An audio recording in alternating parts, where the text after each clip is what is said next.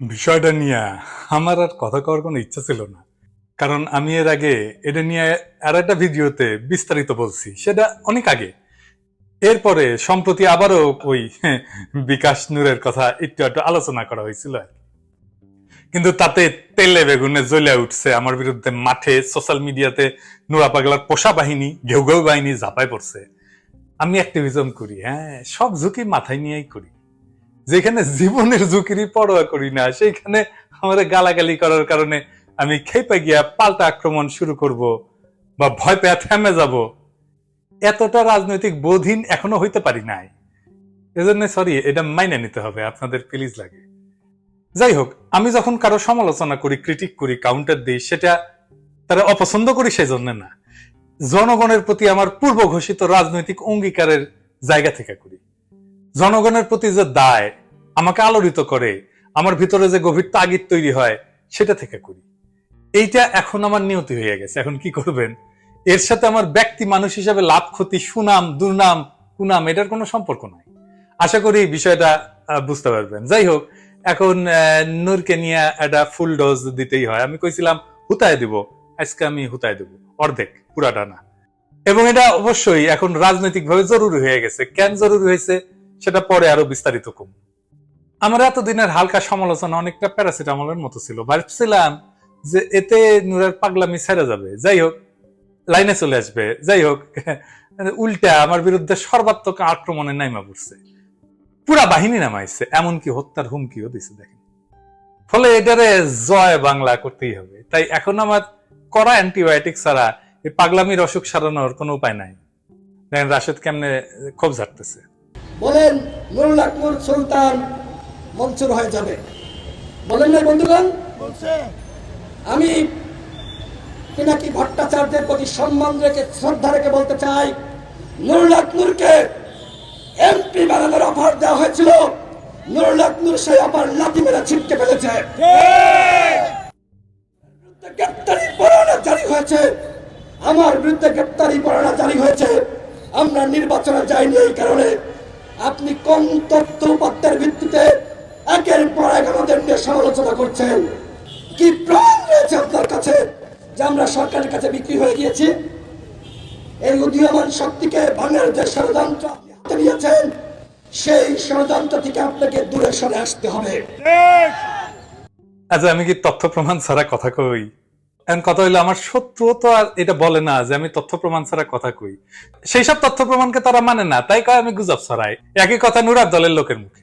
আমার প্রমাণকে এরা সত্য বলে মনে করে না, তাই মিথ্যাটাই ওদের কাছে সত্য, সেটা অন্য কথা। কিন্তু আমি তথ্য প্রমাণ ছাড়া কথা কই, এটা কিন্তু আমার শত্রু কইতে পারবে না, কয়ও না। আমার প্রত্যেকটা ভিডিওতে এত লিঙ্ক আর রেফারেন্স শো করার জন্য অনেক দর্শক বিরক্ত হন। কয় দাদা, আপনার কথার মধ্যে এত রেফারেন্স দেওয়ার তো দরকার নাই, আর এগুলো সত্য কথা সেটা তো আমরা বুঝতেই পারি, বরং কথার মধ্যে রেফারেন্স ঝিলিক মারলে মনোযোগে বিঘ্ন ঘটায়। কথা সত্য। ওনারা বলেন যে আপনার ন্যারেশনের দিকে, মানে বয়ান তৈরির প্রক্রিয়ার দিকে মনোযোগ ধরে রাখা বেশি জরুরি আমাদের জন্য। আর রাশেদ কইতেছে আমি নাকি তথ্য প্রমাণ ছাড়া কথা কই। হ্যাঁ হ্যাঁ, আমি তথ্য দিমু, আজকে আজকে প্রমাণ দিমু, একদম মন ভইরা দিমু। হ্যাঁ, খারাপ। আমার কাছে নুরার যে পরিমাণে তথ্য আছে, তাতে একটা পূর্ণ দৈর্ঘ্য বাংলা ছবি বানানো যায়। অবশ্য নুরা পাগলা নামে একটা বাংলা ছবি আছে, কিন্তু সেটার চেয়ে আমারটা কম অশ্লীল হবে না। প্রতারণা বিষয়টা অশ্লীল, ধোকাবাজি বিষয়টা ওই ন্যাংটা হইয়া ঘোরাঘুরি করার চেয়ে তো বেশি অশ্লীল। কিন্তু এত সময় ওরে নিয়ে দেওয়ার সুযোগ নাই, আমার মেলা কাম আছে। যাই হোক, আজকে আরো কিছু তথ্য প্রমাণ দিব। রাশেদ নিজেও জানে যে নূর মেহেদী সাফাদির সাথে বৈঠক করছে, অথচ ওই বৈঠক নিয়ে যখন খবর চাউর হয়েছিল, তখন রাশেদ নিজের মুখে দাবি করছিল এই ছবিগুলো নাকি এডিট করা, এবং তেমন কোনো বৈঠক হয় নাই। এ দেখেন, আপনি নিজে কানেই শুনেন। নুরুল আকমরের বিরুদ্ধে একটি অভিযোগ করা হচ্ছে। এই অভিযোগ সম্পূর্ণভাবে মিথ্যা, ভিত্তিহীন, এবং যে ছবি প্রকাশ করেছে সেই ছবি এডিটেড। এর আগেও এরকম এডিট করা ছবি, এডিট করা স্ক্রিনশট আমরা অনেক দেখেছি। তো রাশেদ মিয়া মিছা কথা বলতে লজ্জা করে না? হ্যাঁ, এটা গ্লানি হয় না? নিজের কানে শোনেন, নূরের নিজের মুখে। ইন্ডিয়ান সাফাদির সাথে যদি আমার মিটিং হয়েছে, সরকার পতনের, সরকার উৎখাতের ষড়যন্ত্র হয়ে থাকলে হয়েছে, তাতে আপনার মিটিং এর আগে আসলাম চৌধুরীর প্রসঙ্গটা এনে কথা বলতেছেন, তার সাথে যার মাধ্যমে সাফাদির সাথে তার মিটিং ঠিক হয়েছিল। এটা জানি যুদ্ধের সাথে মিটিং টিটিং করার পরে তো আবার না আসলাম ভাই, যে ওইটা হচ্ছে একটা ইস্যু, একটা মানুষকে ধরতে গেলে তো একটা ইস্যু প্রয়োজন আছে, তাই না? ঠিক আছে, দেখি মিট করলে তাহলে এটা আপনারা জানাই প্রয়োজন। বাট এখানে আর কেউ আছে নাকি অন্যান্য কোনো জায়গার? আছে, আমাদের লোক আছে, বাট এখন বিষয় হচ্ছে উনিও আমাকে চিনে, কিন্তু আমাদের রেফারেন্সটা দেওয়া যাবে না, বুঝতে পারছেন? না না, এটা না বলতে কেউ আছে কি না অন্য জায়গায় গেলে মিটিং টিটিং করে। আচ্ছা, আমি না না, আমাদের এখন ওই দুবাইতে কোনো লোক নেই আমাদের এখন। তো ঠিক আছে, দেখা করলে আমাকে জানায়েন ভাই। আর কি প্রোটন তো আপনার তো মনে হয় যা জাস্ট ওই তাই না নিজে মনে হয় ফাইনাল টাইনাল তো হচ্ছে মনে হয় কি মনে করতেছেন? আমি তো ভাই বুঝতে পারতেছি না বিএনপির মুখী গতি ভাই।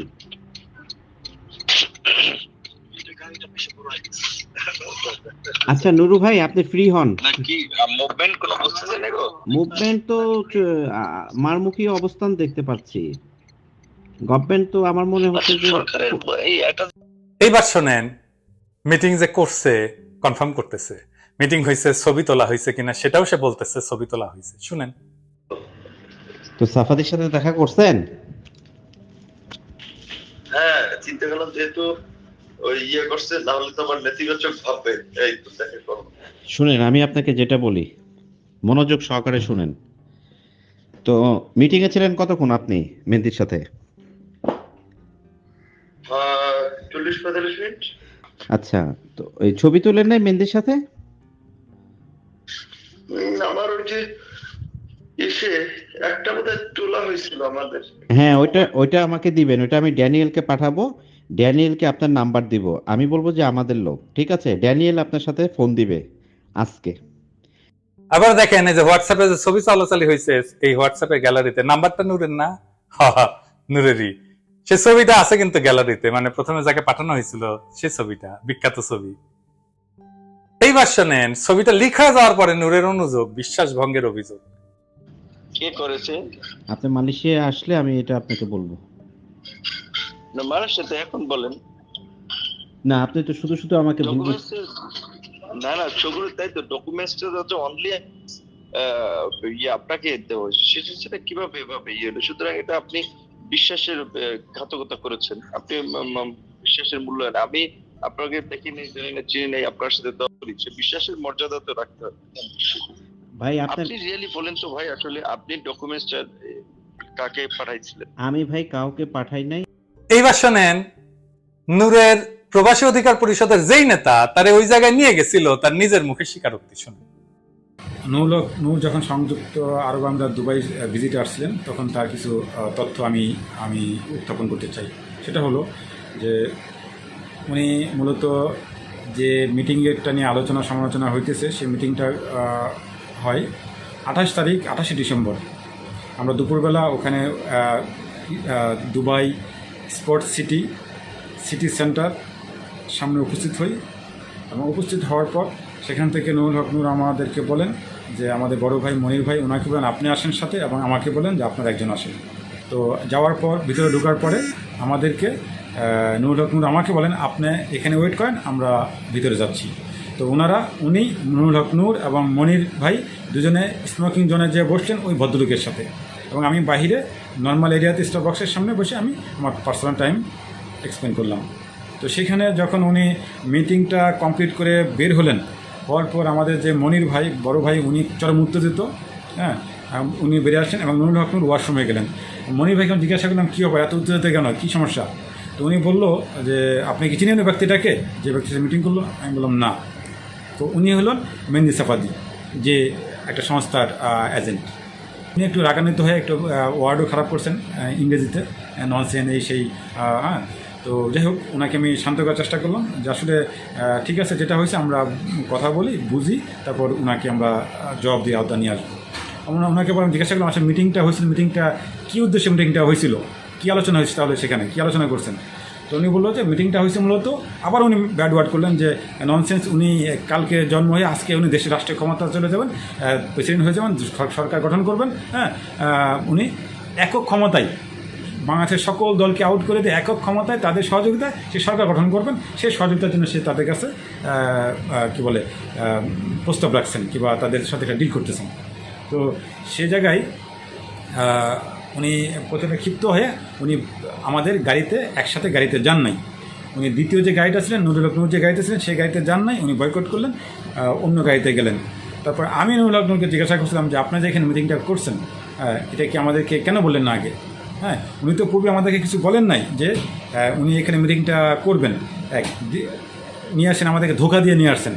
তো আমরা কখনো এই ধরনের মিটিংকে সাপোর্ট করি না এবং আমাদের করি না, এবং আমাদেরকে এটা ধোঁকা দেওয়া হয়েছে এবং সে ধোঁকার জন্য জাতির কাছে আমি এর বিচার দিলাম। যে মিটিংটা রাষ্ট্রদ্রোহী কিংবা রাষ্ট্রের বিরুদ্ধে কিংবা ইসলামী মূল্যবোধের বিরুদ্ধে, সেটা আমি কখনো ব্যক্তিগতভাবে সাপোর্ট করি না, করবও না। তো এটা হলো সেদিনকার ঘটনা, যে এই মিটিংটা হয়েছে, এটা সত্য, আমি সাক্ষ্য দিচ্ছি, আমি এই চোখ দিয়ে দেখেছি। তাই সে ব্যক্তির সাথে যখন মিটিংটা করে তখন ব্যক্তিকে আমি চিনতাম না। পরে যখন আমাদের মনির ভাই বললো যে এই ব্যক্তি, আমি ছবি দেখে তার চেহারা তো আমি মনে রাখতে পেরেছি, আমি বুঝতে পারছি যে হ্যাঁ এই সেই ব্যক্তি, হ্যাঁ মিটিং সত্য এবং এই ঘটনা। আরো তথ্য দরকার, হ্যাঁ আরো প্রমাণ দরকার। এই প্রমাণেও আমি জানি এই প্রমাণেও কনভিন্স হবে না নূরের দলের লোকজন। হাসিনার লোকেরা কি কনভিন্স হয় যে হাসিনা ভোট চুরি করে? কনভিন্স হয় না। হাসিনার লোকেরা কি কনভিন্স হয় যে হাসিনা ফ্যাসিস্ট? হয় না। মোদির লোকেরা কি কনভিন্স হয় যে মোদি একটা ফ্যাসিস্ট? হয় না। তো আমি যদি আরো তথ্য প্রকাশ করা শুরু করি তো একটা সিনেমাই বানাইতে হবে। তো আমি আরো কিছু তথ্য শেয়ার করতে চাই, সাপ্লিমেন্টারি তথ্য আর কি। হ্যাঁ, এটা হয়তো ওর সম্পর্কে যা আছে তার ধরেন 20 ভাগের 1 ভাগ হবে আর কি। আর কিছু প্রমাণ দিই। হ্যাঁ, আসেন দেখেন, নূরের সম্পর্কে প্রথম আলোতে একটা রিপোর্ট হয়েছিল। হ্যাঁ, নূরের পরিবার কেমন আমরা জানি, যে খুবই দরিদ্র পরিবার থেকে আসছে, সেটা কোনো সমস্যা নাই, সেটা বরং ভালো। আমরা মনে করছিলাম যে এই ছেলেটা একটা সাধারণ পরিবার থেকে উঠে আসছে, মানুষজনের দুঃখ কষ্ট বুঝবে, এবং আমাদের সকলের সহানুভূতি ছিল তার মধ্যে যে সরলতা, তার মধ্যে যে মাটির কাছ থেকে উঠে আসার যে গন্ধ, সেটা ছিল জন্য আমরা সবাই তারে পছন্দ করতাম। কিন্তু এইটারে সে একটা মৌকা হিসাবে নিল এবং তার ভাগ্য পরিবর্তনের উপায় হিসাবে নিল। তার পুরা পরিবারের ভাগ্য বদলে গেল প্রথম আলোর রিপোর্ট দেখে। হ্যাঁ, তার ভাই ডিলারশিপ পাইলো, তার দোতলা বাড়ি উঠলো, তার বাপার এখন আর ছোট দোকান করে না। শুধু তাই না, তার আন্টিদের 13 কোটি টাকার বিজনেসের নেগোসিয়েশন করে। শুনে ওই যে আমি একটা কাজ পেয়েছিলাম বুঝছেন, ওই যে ইসের আর কি 13 কোটি টাকার। এখন ওই কাজটা একজন আমার এক আন্টিরই ঠিকা, ওই মানে উনি জয়েন্ট ভেঞ্চারে একজনের দিয়ে দেওয়াই ছিল। এখন ওই কালকে হেঁটে আপনি একটু শিওর করলে তাহলে ওই টাকা ওই আন্টি দিবেন, আমার আন্টি সম্পর্ক হয়, কিন্তু ওই যে অ্যাকাউন্ট যাদের লোন থাকে ওনাদের তো ইজিলি হয়, আপনি তো কাজ বাজ করান। এখন আপনি কি একটা তাহলে পারফরমেন্স গ্যারান্টি করতে পারবেন? আমি কোন ফার্মের নামে করবো, কি করবো, কে আছে ওখানে হলে ডিটেলস, তাহলে আমি ডিটেলস লই আপনার কাছে। আমার একটা নাম্বার আছে ফোনে, সব কথা বলা যায় না, ওইভাবে হোয়াটসঅ্যাপে কল দিতে পারেন চাইলে। খালি টাকা আর টাকা, বিরোধী দল কইরা বাংলাদেশে এত টাকা রোজগার করা যায়, এইটা নূর প্রথম প্রতিষ্ঠা করে দিল। এছাড়াও নূরের রাজনৈতিক বিষয়গুলো নিয়ে বোঝাপড়ার ঘাটতি নিয়ে তখন থেকে কিছু মানুষ প্রশ্ন তুলছিল, তাকে নিয়ে অনেকগুলো কলামও লেখা হয়েছিল। দেখেন, আরে প্রথম আলো লিখছিল যে নুরুল হক নূরের বিরুদ্ধে তার নিজের দলের মধ্যে থেকে যতগুলো অভিযোগ উঠছে তার মধ্যে প্রধান অভিযোগ হইলো 2টা। একটা হলো দলের জন্য চাঁদা হিসেবে অর্থের বিশ্বাসযোগ্য হিসাব তিনি দিচ্ছেন না, আরেকটা হলো ইসরায়েলি নাগরিক মেহেদী সাফাদির সাথে তিনি গোপন বৈঠক করছেন। রাজনীতি একটা মরালিটির জায়গা, এটা নৈতিক জায়গা। জগতের মধ্যে অন্যতম ধ্রুব সত্য হইল যিনি আর্থিকভাবে স্বচ্ছ না, মোটা দাগে তিনি মানুষ হিসেবে সরল না। আর্থিক অনিয়মের অভিযোগ ওঠা মাত্রই নুরুল হক নূরের পরিষ্কার ব্যাখ্যা দেওয়ার দরকার ছিল, কিন্তু দেখা যাচ্ছে এ বিষয়ে তিনি গতানুগতিক রাজনীতিকের মতোই বায়ের বাসায় ডাইনে রুখে খুব সতর্কভাবে জবাব দিচ্ছে, সোজা কথায় জবাব না দিয়ে প্রসঙ্গ অন্যদিকে ঘুরাই দেওয়ার চেষ্টা করে যাচ্ছে। এই বিষয়ে প্রশ্ন করা হলে নূর কেমন তোতলাচ্ছিল দেখেন একটু শুনুন। দুবাই সান হোটেলে কয়েকটি গাড়িতে করে গিয়ে 7 জনের টিম নিয়ে গিয়ে 2 জন আলাদা করে গিয়ে কোথাও গিয়ে কারোর সঙ্গে দেখা করেছিলেন? না, এটা একেবারেই মিথ্যা কথা। যে এই যে আপনার নাম বলেছেন, এই হোটেলের নামও আমি শুনি নাই, আর এরকম কারোর সাথে আমি আমার সাথে দেখাও হয়নি। বাহ, প্রবাসী আপনাদের তো। অধিকার বা প্রবাসী। এই আর্থিক যে বিষয়টি নিয়ে বা অন্যান্য যে রেজা কিবরিয়া ভাই অভিযোগ করেছে, আমি প্রথমেই আপনাকে বলেছি, দেখেন অভিযোগটা সে কোন সময় করেছে, যখন দল থেকে তার বিরুদ্ধে অনাস্থা এনে আমরা অপসারণের প্রক্রিয়ায় আগাচ্ছি। দলে থাকা অবস্থায় বা এই প্রক্রিয়ার আগে, মানে 18 তারিখের আগে তিনি কিন্তু এ নিয়ে মিডিয়াতে একটি টাটুস বলেন নাই, কারোর সাথে শেয়ার করেন। আপনি খালেদ মহিউদ্দিনও জানেন নাই, কোনো পত্রপত্রিকা জানেন। তাহলে এতদিন তিনি কেন বলেন নাই? যদি এরকম না, অস্বচ্ছতা কিন্তু থাকতো, তাহলে একই নিশ্চয়ই অভিযুক্ত আপনার বিরুদ্ধে আমি আনতে পারি। নূর, আপনার সঙ্গে আমার কথা হয়েছে, আপনার সঙ্গে অনেক সাংবাদিকের কথা হয়েছে। আপনি রেজা কিবরিয়া নিয়ে কোনোদিন এই ট্যাটু কোনো কিছু কি করেছেন? জি অবশ্যই। আপনি এই যে ইনসাফ কমিটি কিংবা শওকত মাহমুদকে তো বিএনপি বহিষ্কার করেছে, এটা কিন্তু একেবারে দৃশ্যমান একটা প্রক্রিয়া ছিল, যে যেখানে শুধুমাত্র অন্য কোনো রাজনৈতিক দলের নেতা এনগেজ না, শুধু রেজা কিবরিয়া এখানে যেত, আরো অনেকে শুরুর দিকে এনগেজ ছিল, তারা সরে গেছে। কাজে এটা একটা দৃশ্যমান প্রক্রিয়া ছিল। তোতলানো দেখে বোঝা যায় না ঝামেলা হ্যাজ। নূরের রাজনীতি পুরাটাই কিসের উপরে দাঁড়ায় আছে? তার দলের কোন রাজনৈতিক ঘোষণাপত্র, ইস্তেহার জনগণের মধ্যে প্রচার করে কোন রাজনীতি গড়ে তুলতে দেখছেন? নতুন চিন্তা বা তৎপরতা দেখছেন? বুদ্ধিবৃত্তিক সাংস্কৃতিক কোন আয়োজন, উদ্যোগ দেখছেন? এমনকি রাজপথে কোন প্রতিরোধ গড়ে তুলতে দেখছেন? মানে পুলিশের সাথে মারপিট, গ্যাঞ্জাম আছে কোন? নাই। বিএনপির হয় না, জামাতের হয় না। একটা জায়গায় হয়েছে ধস্তাধস্তি, তাও এই বছরে জানুয়ারি মাসে। পরে মিছিল না করে একটা সংক্ষিপ্ত সমাবেশ করছে। আর একটা খুঁজে পাইছিলাম, এই যে বিভিন্ন জেলায় জেলায় ওই ব্যানার ট্যানার কেড়ে নিছিল, এই আর কি। এই হইতেছে পুলিশের সাথে সংঘাত, সংঘর্ষ, রাজপথে লড়াই। বক্তৃতা দেওয়া ছাড়া আর মাঝে মাঝে কিছু লোক নিয়ে মিছিল করা ছাড়া আর কিছু করছে? তাহলে ও কিভাবে নতুন রাজনীতি গড়ে তুলবে?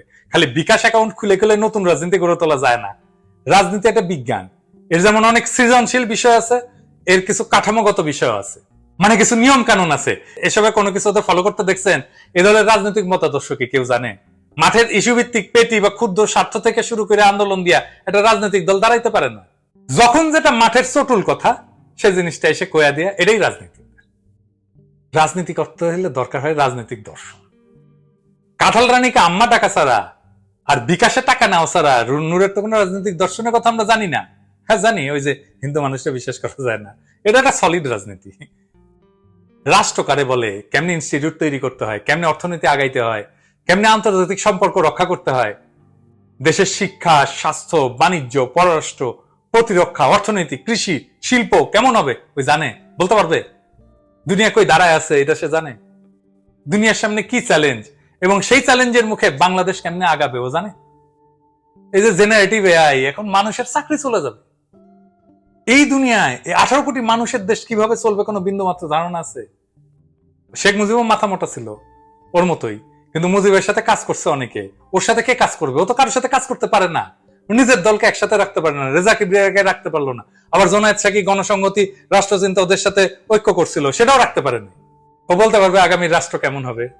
ফলে এইটার কোনো রাজনৈতিক ভবিষ্যৎ এমনিতেও নাই। মাঝখান থেকে জনগণের আন্দোলনের ভিতর থেকে ফাও বিপ্লবী জোশ তৈরি করা, ফ্যাসিবাদের ক্ষমতাকে দীর্ঘায়িত করার যে অ্যাসাইনমেন্ট নিয়ে নূর তার ক্যারিয়ার শুরু করছিল, সেটা এখন উদাম হওয়াতে আন্দোলন আরো দৃঢ় হবে। ভেতরের শত্রুকে চিহ্নিত করার স্বার্থ ছাড়া এ বিষয়ে কথা বলার আমার আর অন্য কোনো স্বার্থ নাই। তাইলে এখন আপনাদের আমাদের কাজ কি? আপনারা নিশ্চয় এতক্ষণ বুঝে গেছেন যে কারা এখন এই টাউট নূরের সাথে আছে। আর যারা বুঝতে পারেন নাই, নূরের পুরা প্রকল্প মনে করছিলেন আহা গরিব ঘরের সন্তান, দেশ উদ্ধার করতে আসছে, আমাদের আপন লোক, আশা করি আপনাদের ভুল ভাঙবে। আপনারা যারা নূরের সাথে আছেন তারা কত দ্রুত নূরের সঙ্গ ত্যাগ করবেন, এটা হবে আপনাদের প্রথম রাজনৈতিক কাজ। কোন প্রতারক টাউটকে সঙ্গ দেওয়া একটা অপরাধ, রাজনৈতিক অপরাধ, জনগণের সঙ্গে অপরাধ। নূর না থাকলে রাজনীতির কোনো ক্ষতি হবে না, না থাকলে লাভ আছে, থাকলে ক্ষতি হবে। তাই এত কথা কইতেছি। যারা এতদিন বুঝতে পারেন নাই, মনে করছেন এসব নূরের বিরুদ্ধে ষড়যন্ত্র, তাদের প্রথম কাজ হলো নূরকে বর্জন করা। তাকে সব রকম সহযোগিতা দেওয়া বন্ধ করতে হবে। রাজনৈতিক দল হিসেবে এটার সাথে সব রকম সম্পর্ক ত্যাগ করতে হবে। ততই ময়লা পরিষ্কার হয়ে যাবে। নূরার মতো রাজনৈতিক ময়লাগুলো দূর হয়ে গেলে আগামীর বাংলাদেশ আমরা আরো পরিষ্কার ভাবে দেখতে পারবো। নতুন বাংলাদেশ নির্মাণের পথ আরো স্বচ্ছ হয়ে উঠবে। ময়লা দূর হইতেছে, মানে বুঝতে হবে প্রভাতের আলো ক্রমে আসিতেছে।